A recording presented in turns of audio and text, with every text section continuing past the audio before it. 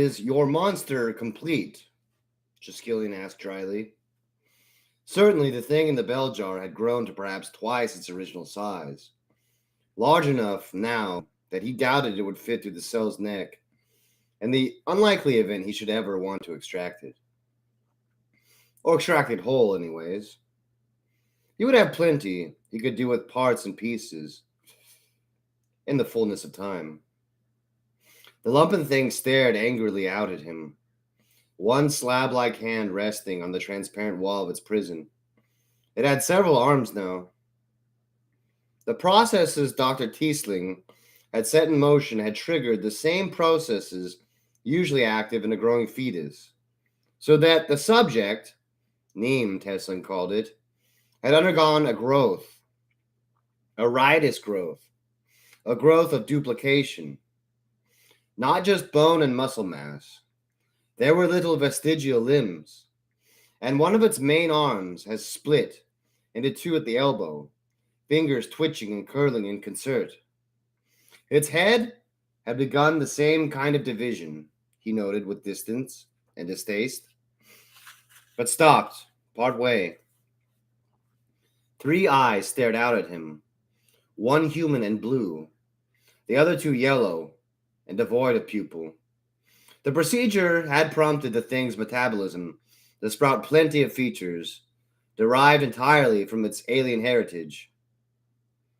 It had a long, segmented tail, ending in a foot-long boned blade, and its hide was covered haphazardly with plates of dermal armor. There were jutting fingers of bone along its spine, and one of its additional arms sported 3 curved claws, useless for any kind of civilized task. Clavin brought him the latest test results, set out in neat rows of scripts. Over his shoulder, Irma's voice rang out.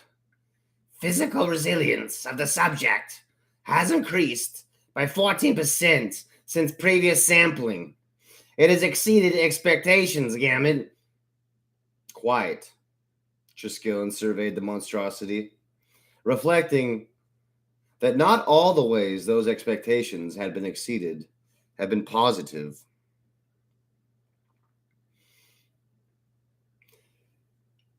When we come to our next project, Doctor, he decided, you will have to exercise a little more discipline. We will keep the enhanced physique and durability, the elasticity of the flesh, but we can do without these flourishes. The thing within the jar snarled soundlessly and flung itself against the clear barrier between them. Triskelion didn't give in the pleasure of seeing him flinch. Without the emergency codes, even this thing couldn't break the glass. Dr. Tiesling wrung his hands, lips moving in some heretical prayer. Triskelion would have to break him of that habit quickly enough. He wondered if Tiesling would ever get to the point where he could wear a red robe and be seen in public. He was human enough, after all. If he was bald, so were most of the tech priests, background radiation being what it was. If he wore goggles to hide his discolored eyes, well, that was hardly distinguishable from the average agency or datasmith. No, the changes Triskelion needed to make were internal. The man wasn't quite broken in. I will have Herma recite morally correcting scripture to him. She's good at that. Doctor, I'm going to drag you away from your patient now, he said, placing his metal hand on Tiesling's shoulder. The touch of the steel fingers always made the man shudder. Another habit I'll need to break him of, he thought. Perhaps once he has a prosthetic arm of his own. Clavin, Irma, continue to monitor the subject in our absence. Triskelion had already chosen his vantage point to which he would conduct today's feats of generalship. Up on the levels of his laboratory, there was an ancient viewing chamber, which once had been used to tutor new generations of tech priests in the sacred and prescribed rituals of maintenance and repair. Typically, the chamber itself had then fallen into disuse, and the classes had moved on to other locales. But Triskelion had sent half a dozen of his juniors to restore some functionality, and by proper application of prayer and elbow grease, they had the main screen connected to some of the eyes looking over the dodecahedral plaza before the Palladium wall. Many of those ancient eyes were entirely blind, but through the remaining few, he commanded a good view of the approach. Berzelum's whimsy over the decades had stripped the place of its original impregnability. The man was fond of windows and arches, and the architectural follies that elegantly demonstrated mathematical truths were inadequate for the purpose of keeping the undesirables out. However, he had not compared or compromised the outer wall, which ran all the way around the perimeter, enclosing both the Palladium Lucidium and its immediate grounds. The wall was high and sheer, capped with electrified fists of spikes and studded with gun emplacements, some of which were still functional. It would suffice to hold the mob until Triskelion was ready for them. Let them spend their strength against his steel. He took Tiefling to the viewing chamber, the space solely his, as his siblings cowered in their dormitories or prayed for deliverance from the terrible mob. And I shall deliver you, my fellows. Once this debacle has convinced everyone that Berzelum is not fit to hold office, I shall beat the rabble back to their hovels and save the day. Who will deny me my preeminence? The algorithms will have to choose a new leader. And who else will be selected, other than the man who quelled the rebellion? He was already composing the relevant communicos to Mars in his head. The screen flickered dully to life once he had Tiefling in front of it. The congregation and their insurrection were within sight of the wall, an unruly tide of semi-humanity oozing along the approach of the great main gate. Like some dreadful colony organism, a slime mold or spread of fungus, Triskelion fancied. They were so messy and undisciplined. Now they had won a few skirmishes. There was almost an air of festival to the whole business. Some of them were chanting, others even dancing. He saw flags and banners. The dreadful, mangled emperor figure with its horrible smile and the taloned hands overflowing with stars. What even is that nonsense? Asked Tiefling, feeling indulgent. Let the man out. Let the man run out at the last of his heresy? Oh, he was talking to Tiefling.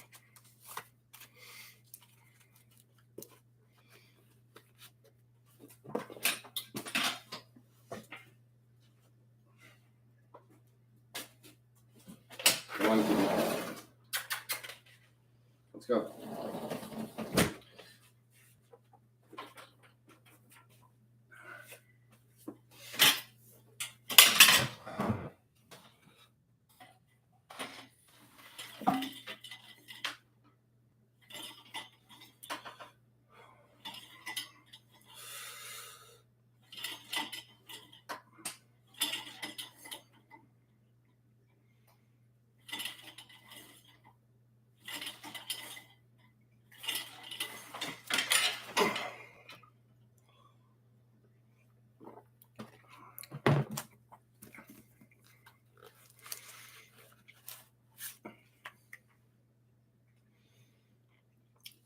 What even is that nonsense? He asked Tiefling, feeling indulgent.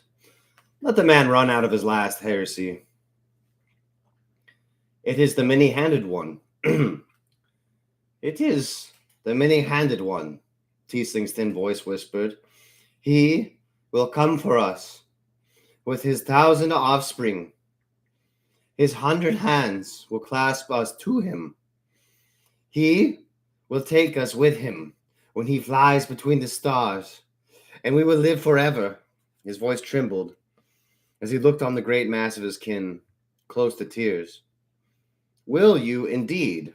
And Triskelion sent the command that opened some other eyes close to the palace, so that the part of the screen now showed a host of Tin Tangram's people, waiting in silent readiness for his orders. The contrast between their deadly quiet and the inappropriate cheer of the insurrectionists was marked. Let me tell you, Doctor, how it will be between us. Going forwards, Triskelion explained pleasantly. This business will soon be at an end. I will crush the life from your congregation, erase the threat it poses to us. Once it has done its job, once it has, let my fellows see how weak the hand that guides it truly is. Once I have taken on that mantle and earned the role of fabricators general by whipping you curs back into their holes. He had his metal hand pincer the Medicaid's chin and tilt Teesling's head back, while leaving his living one pushing the goggles up that creased forehead. Teesling's watery yellow eyes stared helplessly up at him.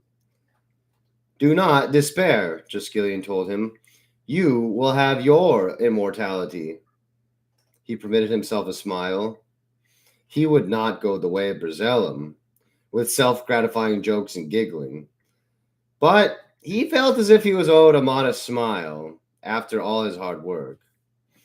When I have broken the back of your wretched colt, dug out its abominations, scoured its nests and hatcheries, I will yet preserve it. Suitably domesticated and tamed, those parts of your genetic code that can be made subordinate to our human strength shall be put to work within our bodies, just as the people of Murad work within our factories. They shall make us stronger, Doctor. They shall help us resist the poisons and the radiation that the infirmities attendant on our eternal work. They shall give a new vitality to the flesh to better endure our sacred communion with the steel. He stared without mercy into Teesling's twisted face, feeding on the outrage he saw there. It is a fine irony, isn't it? When your Xenos progenitors came to this world, they sought to suborn and dominate the human within their victims. But now they have done that work, all unknowing, incessant animals as they were. I shall dominate the Xenos within their descendants and make it a slave to the human. I shall conquer using their tools, and your eternal life shall be a renewed and improved Adeptus Mechanicus. And then a new voice, breaking in, said, I thought it must be something hideously organic, Alloy, but I never quite dreamed that the priorities of our friend Viscera would be so subject to mutation. Triskelion whirled. The viewing chamber door had slid open soundlessly. He'd had no warning of it at all. He saw Aloysia, the datasmith, connected to it by one of her cables, smiling at him politely. The vast bulk of her Castellan robot loomed in the doorway. Ahead of it, flanked by 6 of his personal Scutari, the ones outside Triskelion's command structures, was Brazellum. The bell shape of the Fabricator General drifted forwards, many feet tapping on the chipped flags of the floor. And one of his hands, Triskelion could not help but notice, was the weight of a Volkite blaster, more than enough to do irreparable damage to either flesh or prosthesis. I am disappointed in you, Visceral, Brazellum said. He was trying for his usual flippancy, but there was a very real anger rising up from the little fleshy remnant within him that gave his words edge and snarl. You obviously think I am some kind of blind idiot not to notice the treason that you've set yourself to. I am already taking steps to reintegrate the bulk of our Scutari into a unified command structure, or Alloy is. She was always better at that sort of thing than me. Or you, for that matter. Do you really think our glorious order would have stood so long if any ambitious malcontent could just interfere with the hierarchy and get away with it? He leant in, body tilting to make up for a lack of waist. Now It was just Skillen being loomed over, and he didn't like the reverse circumstances one bit. And so I came to remonstrate you, Visceral, Brazilum drawled. Put you in your place. A little talking to from your superior to bring you back into line. And what should I hear but the rankest and most abominable heresy? Dealing with Zeno's filth? With whatever this worm-like character might be? Incorporating hideous material into our very bodies? You're beyond recovery, Triskelion. I'm going to have you rendered down for your parts. And because I couldn't deny you the opportunity to meditate on your sins and seek out the forgiveness of the Messiah, I'd rather think I'll do it while you're still alive. What's that word Eugene Tours like to use so much? Vivisection? A rather fitting end for a traitor of your particular bent. Apt, don't you think, Alloy? Most appropriate, Fabricator General, loomed his locum. Entirely fitting and proper, Brazellum agreed in turn. And now, Alloy, if you would kindly attend to the security of our gates before the matters outside the Palladium get out of hand. But leave me the Scutari, just in case Visceral here has further inappropriate ambitions. With a smirk at the very thought, Aloysia withdrew, her Gastalon clumping laboriously at her wake. Fabricator General, Triskelion said hoarsely, I have proofs. I have research. There are so many problems of the flesh and steel and where they meet that can be solved by utilizing the new source. It's no different to a new mineral we might discover, a blending of metals. It's just something to be used to our benefit, something new. New, said Brazellum, as though there was no more appalling word in the universe.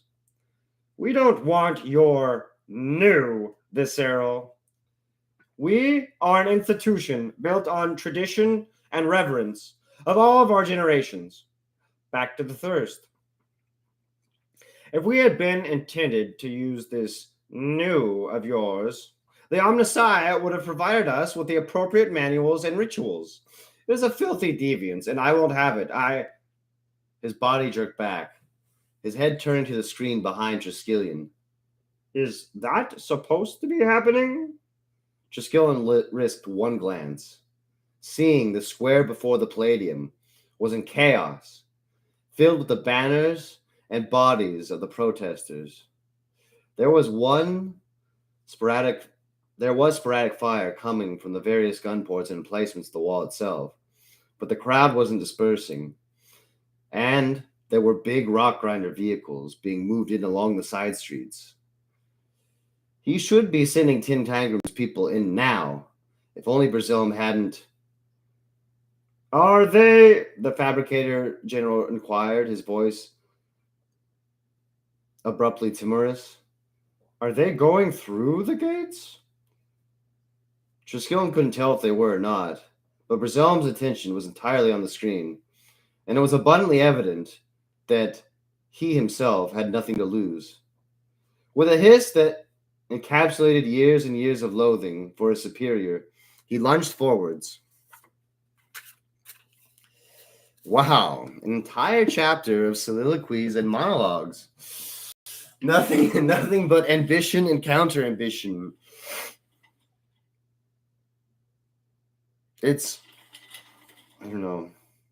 It's not really dialogue, because first, Triskelion talks down on the doctor dude whose name escapes me. Tiesling. First, Triskelion talks down on Tiesling, and then Brazillum talks down on Triskelion. But I do find myself liking Triskelion because in both instances, either where Triskellion's being talked down to or he's talking down to Dr. Tiesling, I find myself putting myself in his shoes. He's definitely been given. He's out of everyone in this book, he's been given the spark of sentience. He's probably the only true character here, and that's why he is the protagonist.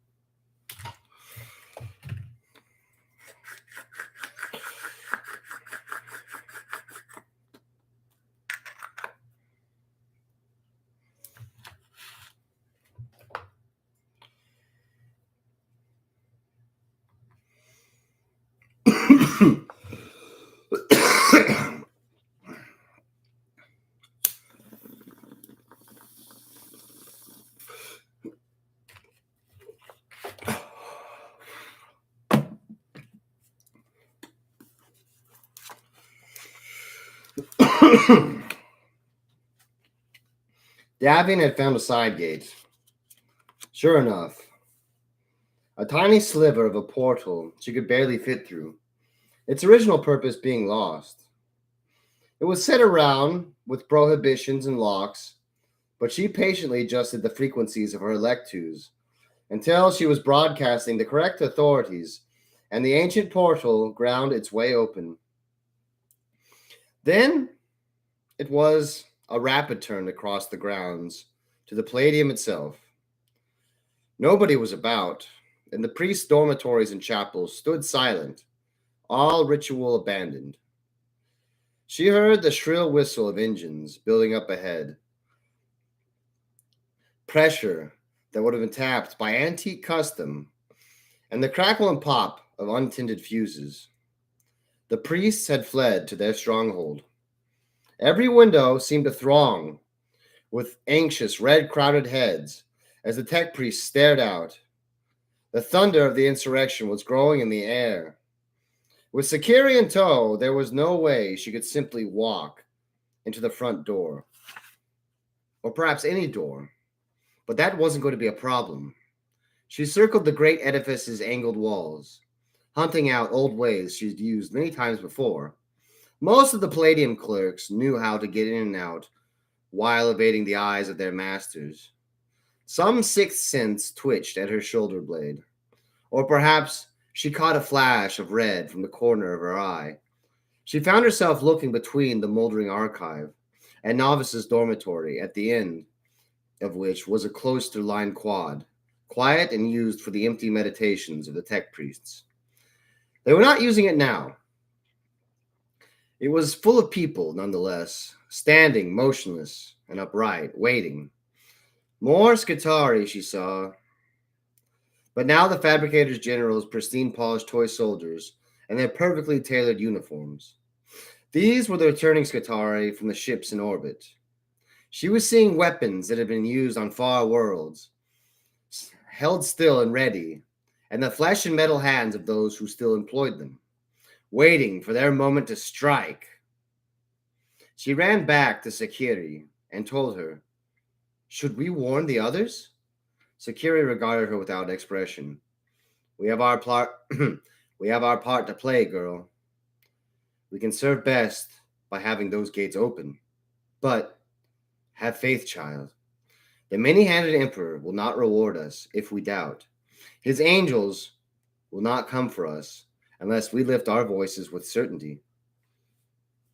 The many-handed emperor is just some Xenos lie, she thought numbly, even as she felt the tug inside her, her blood rising to Sakiri's call to arms, her mind twisting against it. No, no. We'll die. We'll all die. And her faith rang hollow. In that moment, she grasped Sakiri's arm and begged, "But is it true, though? Is there an emperor with his angels? Or is it the devouring monster the tech priest told me of? Please, Sakiri." The woman's face was calm, peaceful even. "What makes you think," she said, "that they are two different things? Now go ahead, girl. Show me the secret ways into the Palladium, for I have a task I must complete." Davian took Sakiri up, climbing using rivets and rust holes, and the embossed characters of the Adeptus Mechanicus doctrine, until they were on one of the sub-roofs, and then into a set of disused ducts that had once led into the murderous fires of a furnace, but now led elsewhere, save a cold and half-forgotten room where novices sometimes hid to experiment with chemicals or the side effects of their new prosthesis. As soon as they crept from the pipes, Sakiri had her 3 pistols drawn. "You're going to kill Fabricator General now," Davian said, understanding dawningly. "May he bless the work of your hands." The old congregation benediction, which seemed just as fitting for killing as for making and digging. "Or there are the gates." Sakiri gave her an odd smile. "There is a more pressing task, that of your brother's rescue." Davian's heart leapt. "You'll come with me?" And at that, Security nodded. She was already in motion, hurrying, ducking back to let red robes pass, and then working her way from room to room, hunting the quickest route down to the subterranean levels, to Triskelian's laboratory, where she hoped Neem still was, and Dr. Tiesling, of course. She could rescue him as well, and then her fellows would be at the gates, and she could open them, and be the great hero of the congregation alongside Sekiri. They would go kill Berzelm together and Triskelion.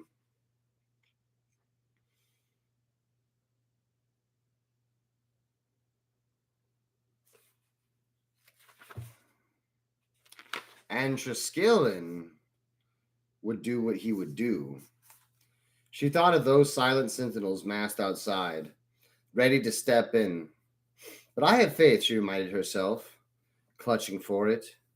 She reached for that song inside her, that had filled her mouth with brave words, but it had ebbed away now that she was within the iron walls of the Palladium. Xenos, her mind thought, rather than divine.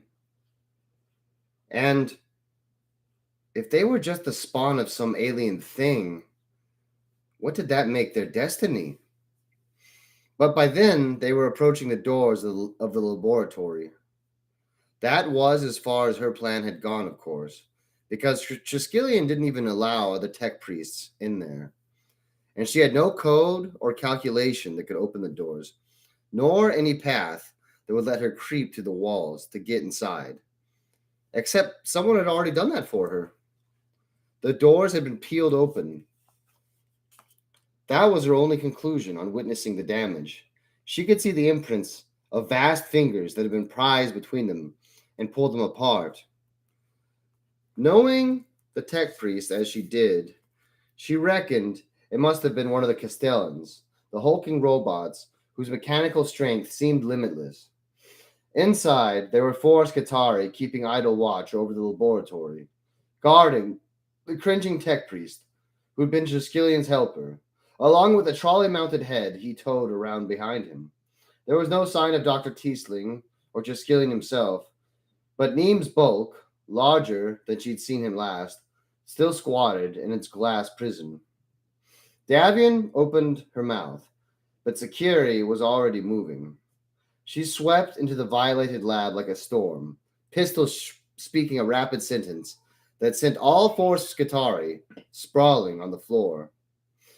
In the aftermath, she directed her weapons at the priest, Clavian, Davian had recalled. The man was goggling at her, rescued from his own kind by a monster. What are these? Sakiri demanded. Do I spare them? Davian strode over to Clavian. Free my brother, she demanded. And, when he plainly didn't understand, she jabbed a finger at the bell jar. Him! Free him! Impossible! Clavian whispered. The subject cannot be removed from its confinement. The experiment will be ruined. Let me change the parameters of your experiment, Sakiri suggested, and leveled a pistol at the man's stitched together face. Clavian whimpered and stumbled towards one of the banks of controls. Now! The head on its trolley suddenly shouted. Unacceptable! I forbid you to compromise the work, Clavian! Security goggled at the grotesque thing. Not having realized the head was an independent entity, she added a second pistol to her threat, and Clavian whimpered and put his hands on the levers. Clavian, I give you one last warning, the head insisted, and then, when her words were plainly not going to stall him, there was a tremendous crackle and an arc of blue lightning between the cables that connected the two. Clavian jerked and shuddered at the levers, his hands melting and charring about the metal. The seams of his face burst with a series of pops and sizzles. And then he was very still, standing bolt upright and smoking. Weak, said the head. He was weak. And then Sakari shot her between the eyes. Davian rushed the controls, because surely she could try the same frequency as was under the arena, Even though Neem's jar was twice the size and of far thicker glass. The electrocution of the tech priest had fused them together, though. Nothing but a great lump of dead metal. Enough, Sakiri said, and loaded a pistol at the armor glass. The first 3 shots ricocheted away without making a mark, more a danger to Davian or Sakiri herself. Then one struck solidly, a rosette of crazed lines radiating from the impact point. But even then, the glass remained whole. I should have expected, Sakiri said, that if there was one thing the Taskmasters built well, it would be prisons.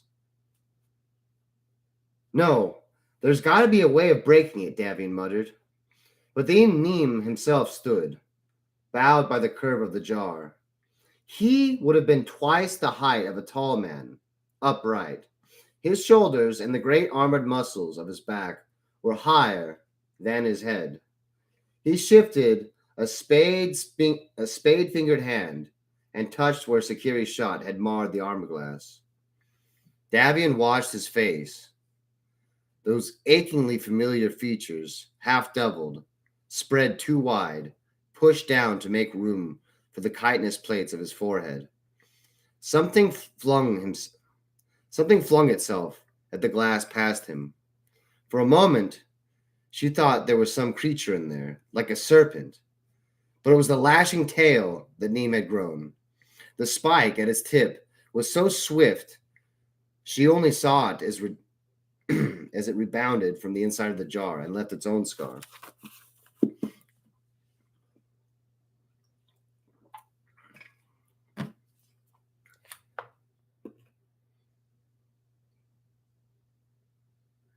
Oh, that's right. Triskelion and Brazilium are not there. I thought they were in the room, but they're not. They are in the observatory. They are currently wrestling. But Triskelion shouldn't be doing too well. I don't remember how it works out for him right now, but he shouldn't be doing too well because there's 6 armed guards up there.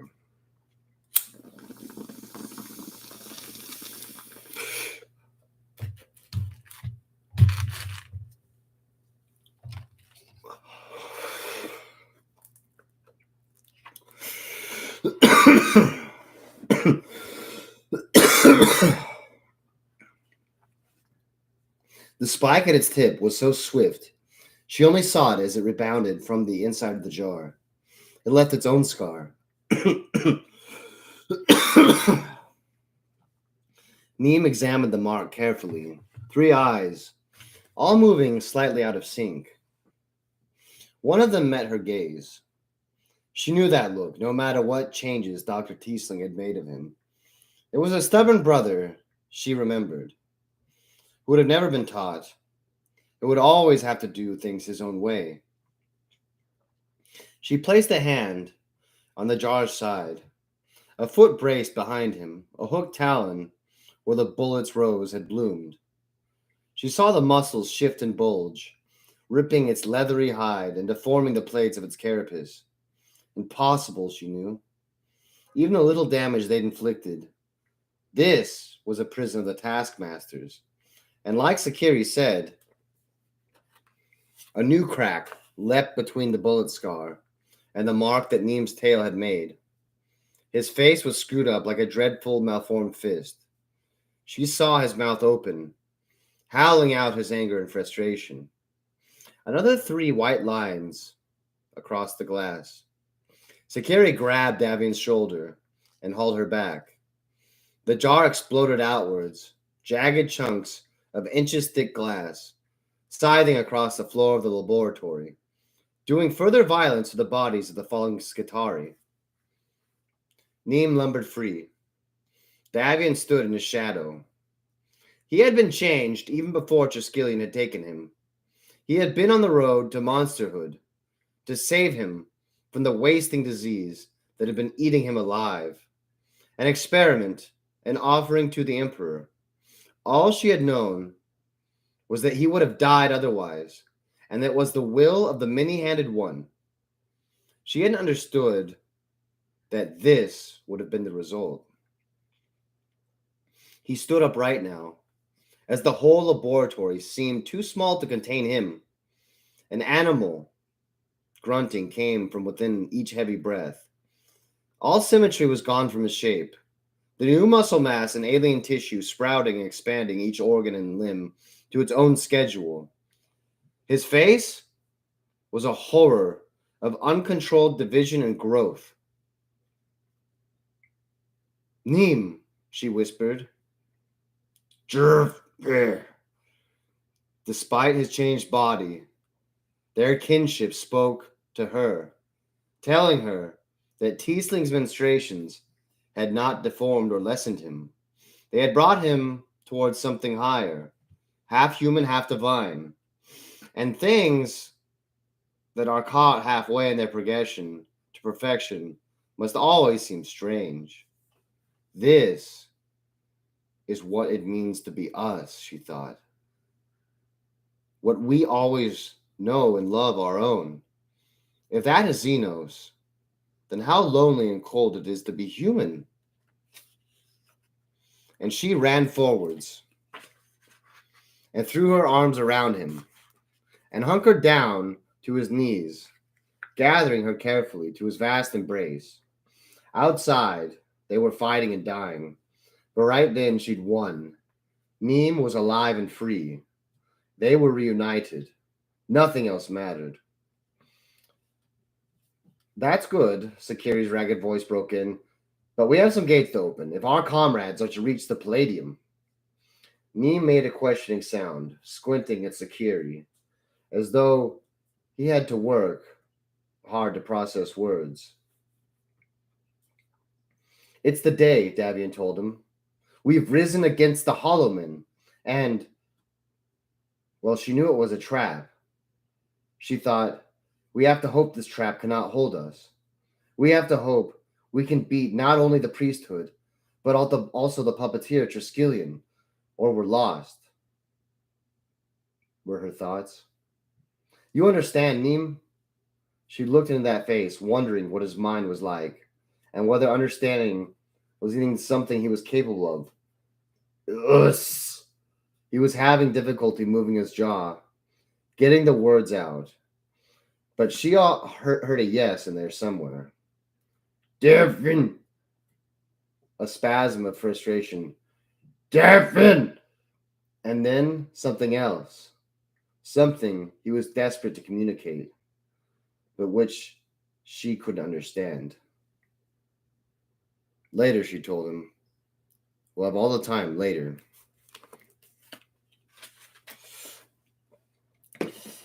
It's hard. It's hard doing justice. It's hard doing justice to someone with a speech impediment without. Yeah, it's hard doing justice. I think his face had been so deformed by the phages that Dr. Teesling had enacted that, well, it'd be like a hermit crab or something trying to say words, essentially.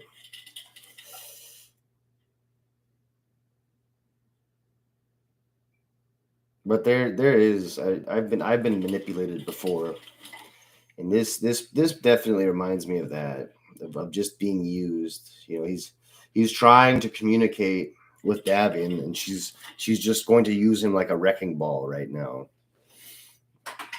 And the thing is, there isn't a later. So this later was a lie, but even then, it was a heartfelt lie. It was a heartfelt lie. You know, she didn't know it was going to be a lie. She just rescued him, so she couldn't imagine losing him again, but a lie all the same.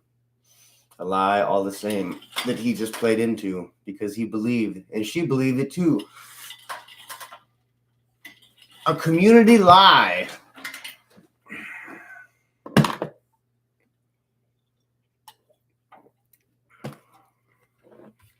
It's funny how they grow like that. And so I'm not complaining about this part of the book. I'm complaining about how it accurately reflects what happens in the real world. Pretty well. That's why it's so chilling. That's why it's so horrifying. You know, this is an excellent dystopian An excellent dystopian. Um, yeah, the real monsters are the people.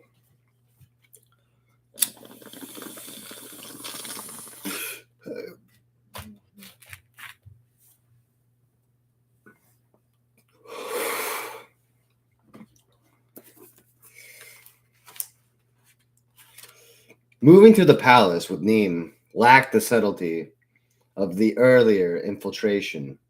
He loped along swiftly, bent double to go through the doors, but as quick on all fours as she was running. She knew where the chamber was that controlled the great gates. There would be tech priests there, directing the wall's guns too.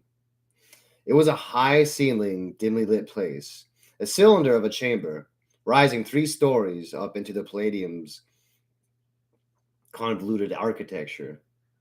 The upper reaches glimmered with dim, shifting lights, an artificial constellation rendered piecemeal by time. It had all the hallmarks of a space originally intended for some long forgotten, then repurposed to command the walls in an age itself now ancient and half myth. That long sentence was brought to you by Adrian. Thanks, Adrian. A lot of fun. A lot of fun some of those sentences are.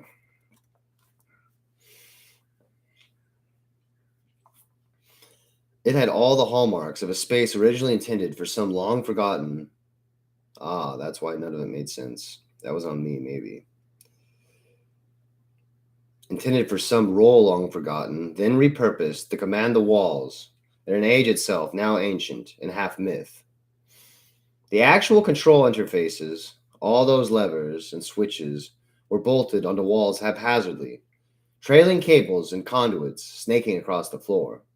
Davian knew that there would be a whole shift of novices whose task it was to preserve this state of half disassembly exactly to the last inch of disarray, because that is how it had always been.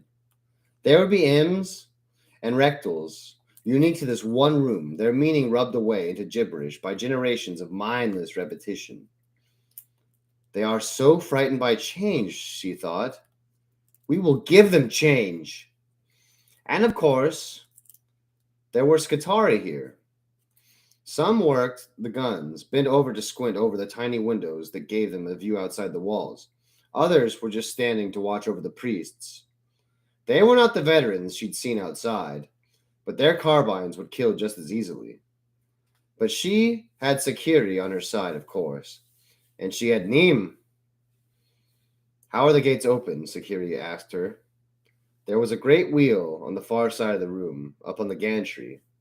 It was bronze, and its hub was embossed with a skull surrounded by spikes. She suspected it had originally been a part of some other device entirely. There came the sound of boots behind them. Davian guessed the congregation were salting the wall with their Goliaths and their mining gear, and someone had been sent to see how the defense was going. The little clerk she once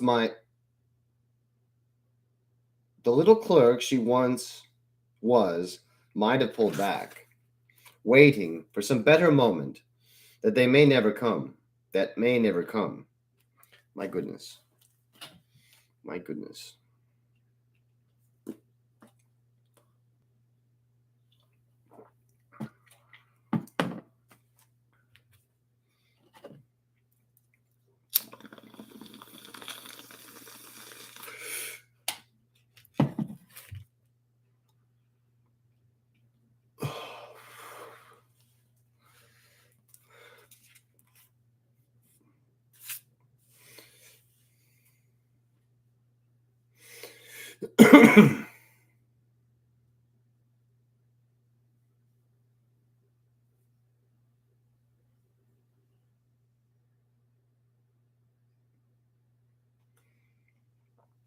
She could feel the blood of all of her kin out there, though, on the far side of the Palladium wall. They sang to her, and her own heart sang back, and over all of them she could hear the angelic chorus from on high, exhorting them to action. She was ahead of Sakiri, going in, with Neem thundering after both of them, roaring. She dodged past the crackle of Skitari carbines, her eyes on the wheel. At the sound of gunfire, the marching boots from outside became a hurried run. More soldiers were coming, cramming the doorway. She saw a couple of novices side down by the shots of her own side, their canticles becoming shrieks of pain and feedback. Neem rounded on the newcomers, fists like hammers, crashing down on them. His tail lashed across them, opening one up in a shower of sparks and blood, knocking others sprawling. She saw shots crisp and char against his carapace. She was at the steps to the gantry. A tech priest got in her way, lashing out at her with the spike of a data prong. She found the curved blade in her hand again, wedging the Emperor's image in the priest's throat, and then casting his spasming body aside. Below, Sakiri danced through the Skitari. She had a knife in one hand, pistols in the others. She was burning all the strength her divine blood gave her, pushing her ranger body to its limits. Davian could practically see steam coming off her as she ducked and darted past guns' butts and clutching metal hands. But it was Neem who carried the day. She had thought he had been made clumsy when Tiesling had reshaped him to save his life. She had thought he was a great laden giant, ponderous and awkward. She would have loved him for it. But he was still her brother. But she thought him slow. Now she saw that he had just been learning his body, that he had been holding himself back for fear, perhaps, of hurting her. Now he had found his strength and his speed. He moved with a furious inevitability, a colossus of armored plates and spines and muscle, dense as rock. They shot him, and he killed them in return, took the Skitari in his great hands, and tore them into ragged halves. She saw the flare of an arc pistol carve a blackened gouge across his chest, and carbine shot pockmarked his side, but he didn't slow, and his flesh bubbled and melted and regrew under the assault. A Skitari officer brought a power sword against him, carving open a gash across the armored hunch of his back. Neem bellowed and lunged, catching the man by both wrists, the Alpha's forearms practically vanishing in those huge hands. Davian saw Neem's fist convulse, crushing his enemy's arms into pulp and twisted metal, and then the taloned limb that jutted from his chest raked forwards and opened the officer from throat to waist, spilling a cascade of severed wiring before Neem could tear it into the meat beyond. And then she was up on the gantry, the wheel before her, and a new tech priest turned to stare at her in outrage. He was an old, withered stick of a creature, more than half machine, his robes writhing with connectors and cables, like a nest of serpents. One of his eyes was a milky white, the other a cracked lens. A half-dozen insect-like metal limbs unfolded within his robes, threatening her with drills and hot irons. "Heretic!" the voice hissed from a box in his chest. "Defiler!" She lunged for him, and he grappled her in turn, his machine limbs snapping and battering. A metal claw pincered into her forearm, threatening to clutch to the bone, and his shriveled living hand fumbled for her eyes. But she was small and skinny from a lifetime of poor food. But in that moment, she felt the strength of her blood in her. Generations of the divine congregation. Hello? Oh, that's...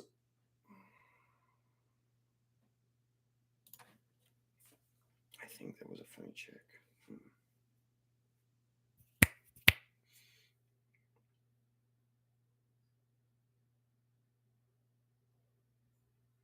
I got thrown off.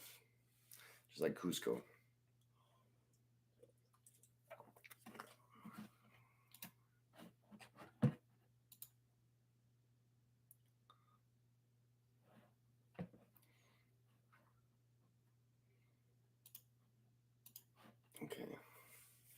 back in action.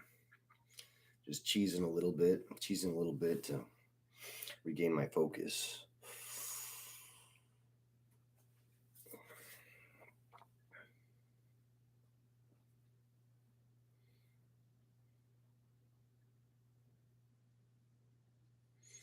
She cast the old man down, tipping him over the rail, which he clung to with that metal hand and a couple of twining cables. Then she took up a wrench, a gilded piece, ornamental and sacred, and she beat him in the face until she had shattered his limbs and jaw, until she had broken the segmented metal cords that bound him to her, until his arm gave at the elbow and he fell to the floor. Still, with that mad resolve lending strength to her muscles, she took hold of the great wheel and turned it over and over, even as the fighting quieted at her back. She pictured the gates in the wall, gaping open to their widest extent, her kin surging through into the Palladium grounds. "We did it," Davian said, shock and elation coloring her voice in equal measures. "Not yet," Sakiri told her. She was stalking through the bodies once more, hand clutched to a ragged, bloody gash across her side. She prodded and kicked until she found a tech priest still alive. Through the metal guts of him were strewn across the floor. "Where is the fabricator general?" she demanded. "Where will I find him?" She got 3 thumbs into various sockets and tubes of the dying man's throat. "I have a sacred duty. In the name of the Emperor, tell me." And perhaps it was that, and the priest misinterpreted her words. Certainly his emperor wasn't Sakiri's, but in his last guttering moments, Davian guessed he might have misunderstood who was talking to him. When Sakiri straightened up, wiping oil and blood from her hands, it was with a new purpose to her. "Where is the forward tutelary gallery?" she asked. Davian briefly ransacked her inner map of the palace, rattling off directions with automatic efficiency the tech priest would have been proud of. There was a holy fire on Sakiri's face as she grasped how close her target was. When she turned to go, the doorway was blocked by 2 figures.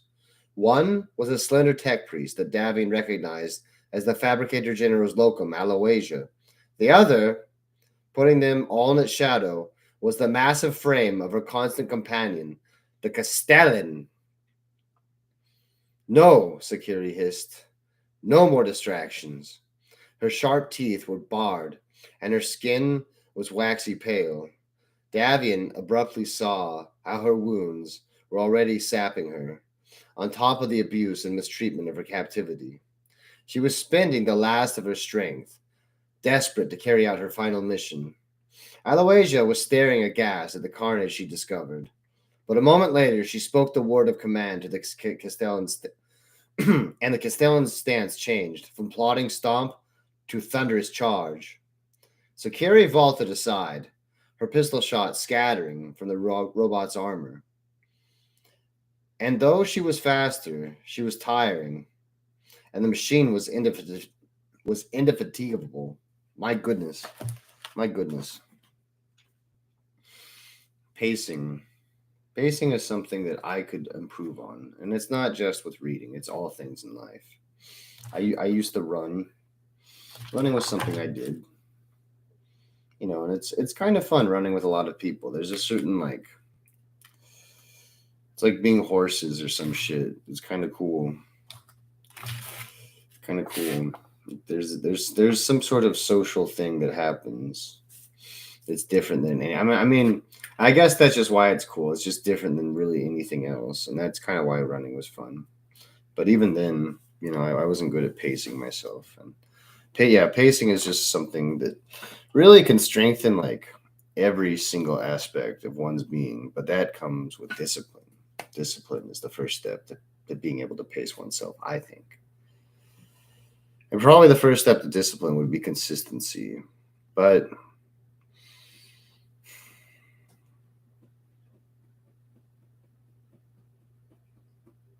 sort of boring.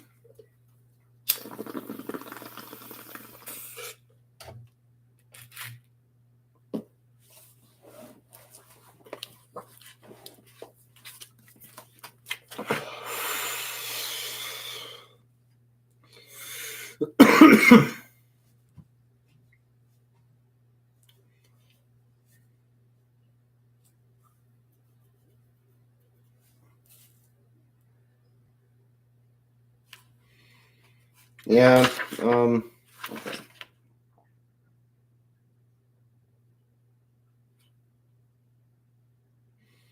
Go, Sakiri, shouted Davin. Go and do the will of the angels. Not encouragement, not encouragement, but a flat out command. And Sakiri, electrified, darted away, cloak swirling behind her. Aloysia shrieked and scrambled aside, thinking herself the target. But then Sakiri was gone, hunting out her last victim. I can say that Mr. Chikanovsky can say that his best aspect is the setup. It's the exposition phase. But he does several expositions. Like there, he just keeps expositioning, and that's not a bad thing because it's just kind of cool. It's just kind of cool. But the action,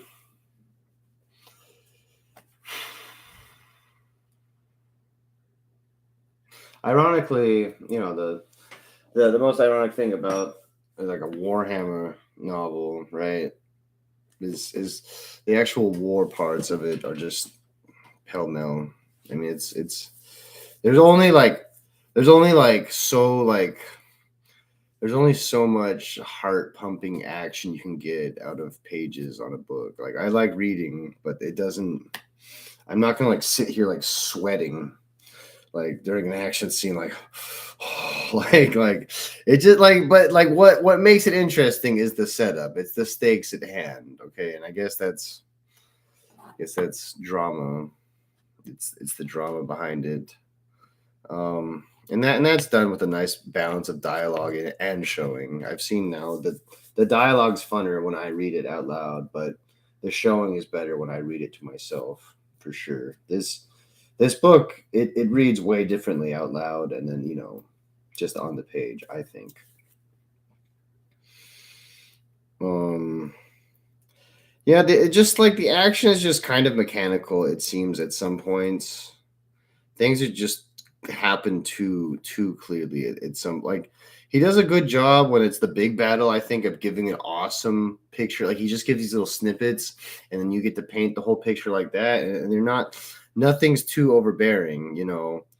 um George R. R. Martin, people think he's like amazing, and I mean, he's good at world building, but the way he writes is preposterous because I will not be bothered to memorize everyone's dagger, everyone's cloak, everyone's clasp. I don't care. It's all arbitrary. Like if they somehow fit into some sort of elaborate puzzle at the end where like they needed to somehow using like shapes or whatever, and if I like they wanted me to use the spatial awareness part of my mind to do that, sure, but that wouldn't even be fun.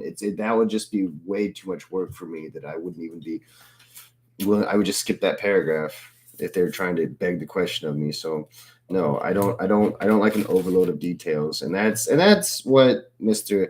Adrian Chikanovsky does well, is not having an overload of details. He gives you just enough to appreciate the greater battle, but the small skirmishes are too it's almost like a I don't know. It's almost like a boxing match or something. That's what it feels like. Right? Yeah. Pretty okay.